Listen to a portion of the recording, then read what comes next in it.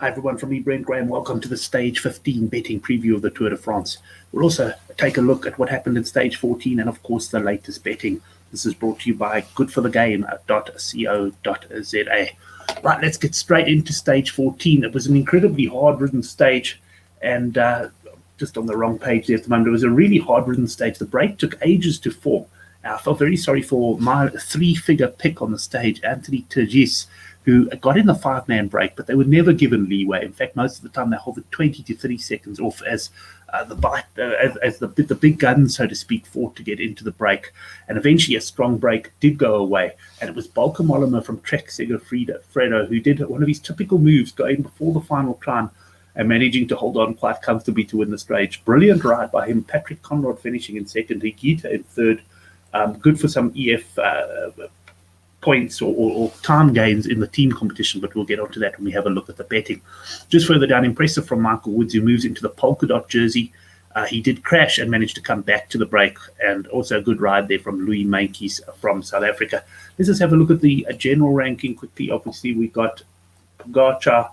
He's at 4 minutes now ahead of Martin, who rode brilliantly yesterday to get himself back into podium contention. Well, they did seem to be flagging towards the end of the stage. Not surprisingly, it was brutal, it was hot, and those first 2 hours were absolutely crazy. Riders are going to pay the price for yesterday today, I have no doubt about it.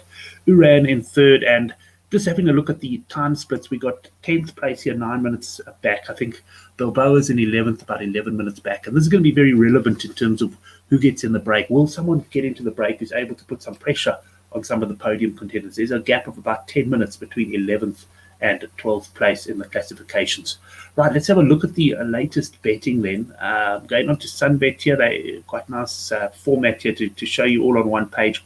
General classification, not a lot of change there. Of course, we've got a massive favourite. Mountain classification, Michael Woods, he's a 9-4 for the polka dot jersey. He's now moved into some form of control there. Today is going to be a big stage for him. Expect to see Quintana and Woutpoels battling with him, but I've got a feeling neither of those two have got the best of legs at the moment. We'll have to see.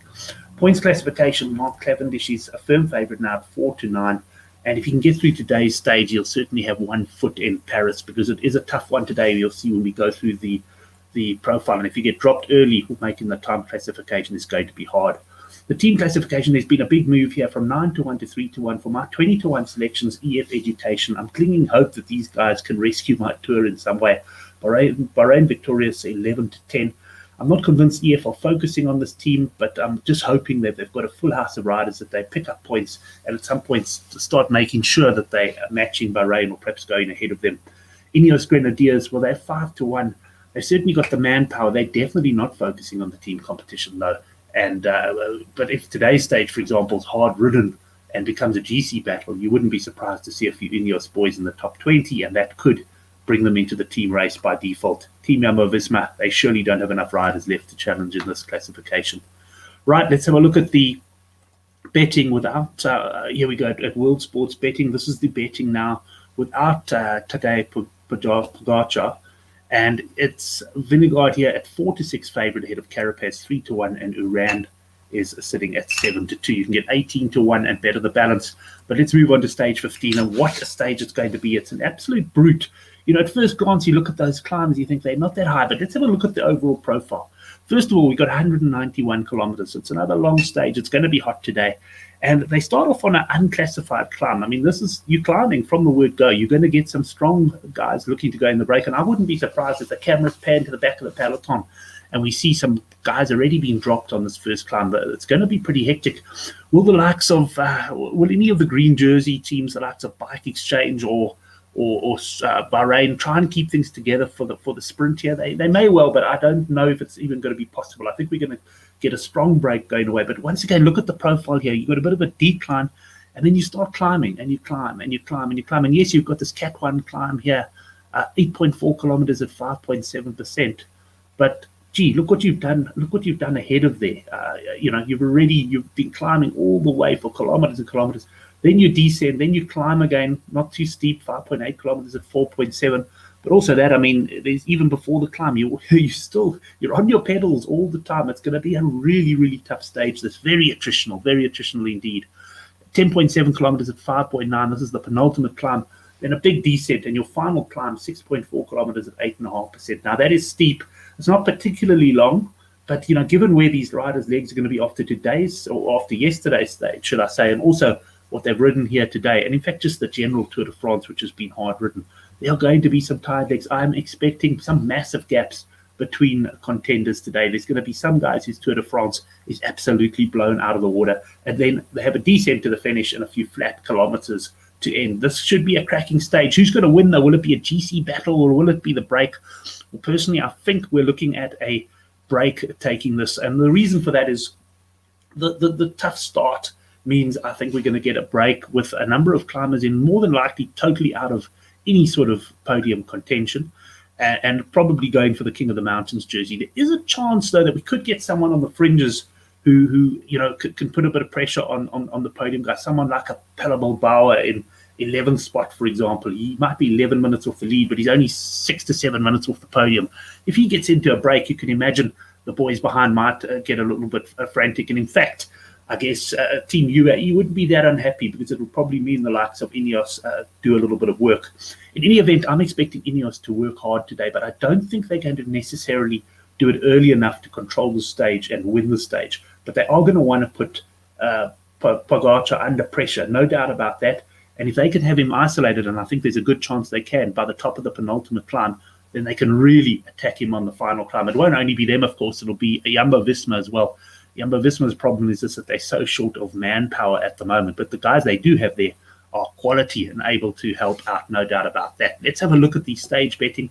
We've gone to World Sports Betting. Just a reminder that World Sports Betting do have the money back for second place promotion.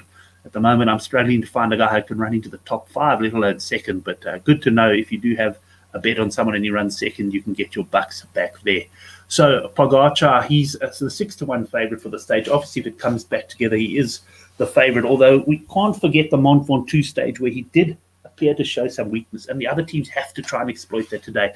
We also know he prefers riding in the cold and the heat, and today should be quite a hot one, although not as hot as we've seen sometimes in previous tours.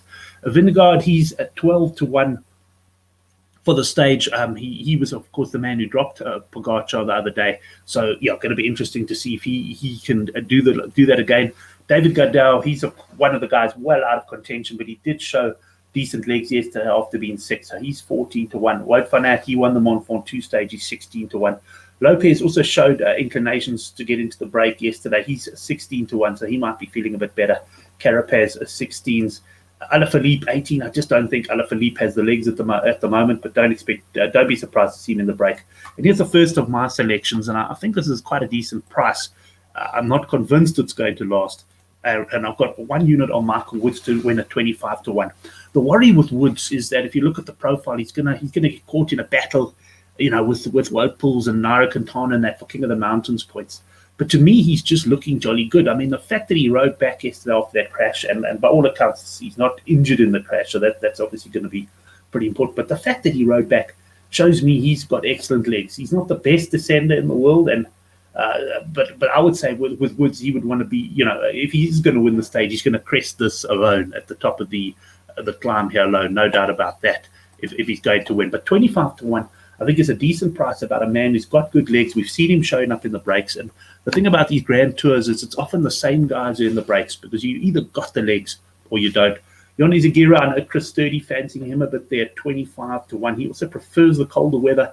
And Pello Balboa, well, yeah, let's see if he can get into the break. If he does, I'm hoping these type of guys get into the break, because it will make for a very exciting stage indeed. Higuita was on the podium yesterday. He's 25-1. Let me go down for my final selection, though, and I've got to scroll a little bit down the stage for this one. In fact, he's shortened since I put this up. So let me actually just quickly edit this so I don't mislead you on the price. He either shortened or I read it incorrectly, which is quite possible as well. And I am going here with Buchmann.